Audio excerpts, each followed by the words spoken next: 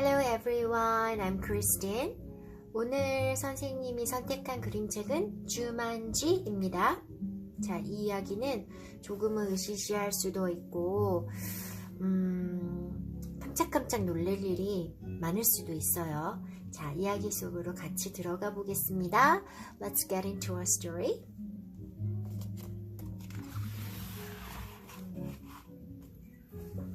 Now, remember, Mother said, your father and I are bringing some guests by after the opera, so please keep the house neat. Quite so, added father, tucking his scarf inside his coat. Mother peered into the hall mirror and carefully pinned her hat in place, then knelt and kissed both children goodbye. When the front door closed, Judy and Peter giggled with delight. They took all the toys out of their toy chest and made a terrible mess.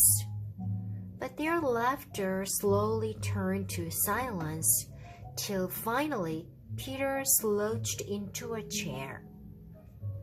You know what? He said. I'm really bored. Me too, sighed Judy. Why don't we go outside and play?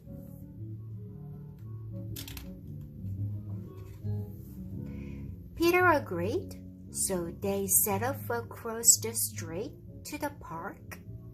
It was cold for November. The children could see their breath like steam. They rolled in the leaves, and when Judy tried to stuff some leaves down Peter's sweater, he jumped up and ran behind a tree. When his sister caught up with him, he was kneeling at the foot of the tree, looking at a long, thin box. What's that? Judy asked. It's a game, said Peter, handing her the box. Jumanji? Judy read from the box. A jungle adventure game. Look, said Peter, pointing to a note tied. Look, said Peter, pointing to a note taped to the bottom of the box. In a childlike handwriting were the words, free game, fun for some, but not for all. P.S. Read instruction carefully. Wanna take it home? Judy asked. Not really, said Peter. I'm sure somebody left it here because it's so boring. Oh, come on, protested Judy. Let's give it a try. Race you home. And off she ran with Peter at her heels.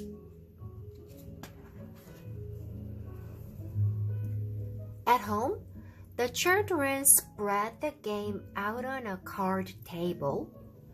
It looked very much like the games they already had. There was a board that unfolded, revealing a path of colored squares. The squares had messages written on them. The path started in the deepest jungle and ended up in Jumanji, a city of golden buildings and towers. Peter began to shake the dice and play with the other pieces that were in the box. Put those down and listen, said Judy. I'm gonna read the instructions. Jumanji, a young people's jungle adventure, especially designed for the bored and restless.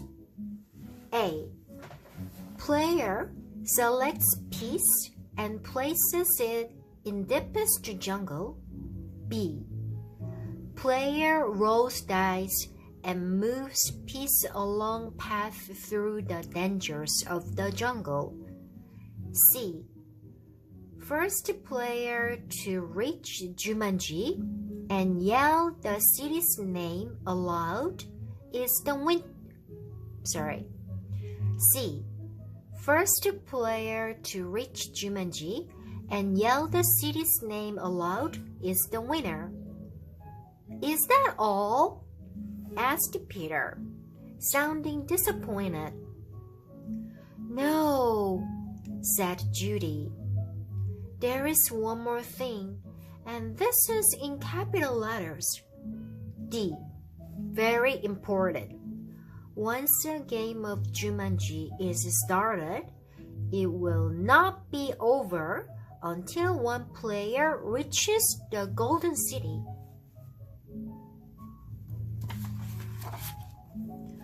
Oh, big deal, said Peter. Who gave a board yarn? Here, said Judy, handing her brother the dice. You go first. Peter casually dropped the dice from his hand. 7, said Judy. Peter moved his piece to the 7th square. Lion attacks move back 2 spaces, read Judy.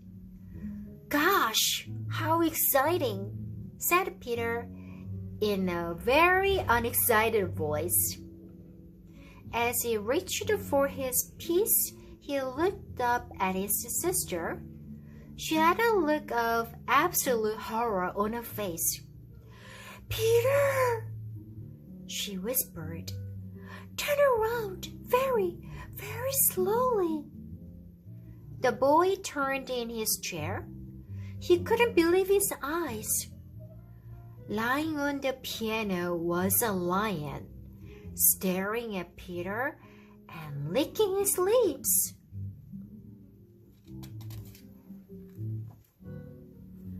The lion rolled so loud, it knocked Peter right off his chair.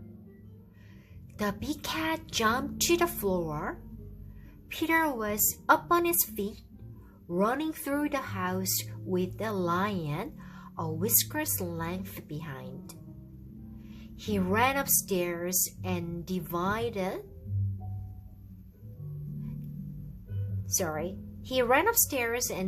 under a bed. The lion tried to squeeze under, but got his head stuck.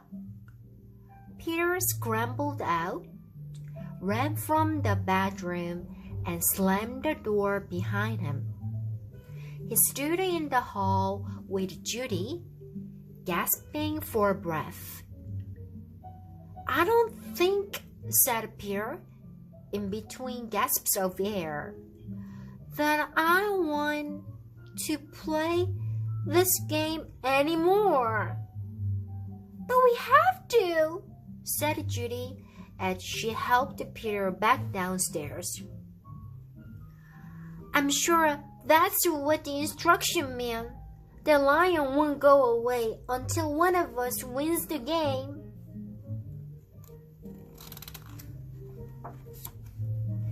Peter stood next to the card table. Can we just call the zoo and have him taken away? From upstairs came the sounds of growling and clawing at the bedroom door. Or maybe we could wait till Father comes home. No one would come home from the zoo because they wouldn't believe us, said Judy. And you know how upset Mother would be if there is a lion in the bedroom. We started this game and now we have to finish it. Peter looked down at the game board. What if Judy rolled a 7? Then there'd be 2 lions. For an instant, Peter thought he was going to cry. Then he sat firmly in his chair and said, Let's play. Judy picked up the dice, rolled on it, and moved her piece. Monkeys steal food. Miss one turn, she read. From the kitchen came the sounds of banging pots and falling jars. The children ran in to see a dozen monkeys tearing the room apart. "Oh boy," said Peter. "This would upset Mother even more than the lion." "Quick," said Judy. "Back to the game." Peter took his turn. Thank heavens, he landed on a blank space. He rolled again. Monsoon season begins. Lose one turn. Little raindrops began to fall in the living room. Then a roll of thunder shook the walls and scared the monkeys out of the kitchen. The rain began to fall in buckets as Judy took the dice. Guide gets lost. Lose one turn. The rain suddenly stopped. The children turned to see a man hunched over a map. "Oh dear! I say, spot of bad luck now," he mumbled. "Perhaps a left turn here then?" No. A right turn here." "Yeah, absolutely, I think. A right turn, or maybe." "Excuse me," said Judy, but the guide just ignored her. "Around here, then over." No. "Over here and around this." "Yeah, good. But then, Judy shrugged her shoulders and handed the dice to Peter. 4, 5, 6. He counted. Beaten by Tassfly? 4, 5, 6. He counted. Beaten by Tassfly. Contract sleeping sickness, lose one turn. Judy heard a faint buzzing noise and watched a small insect land on Peter's nose.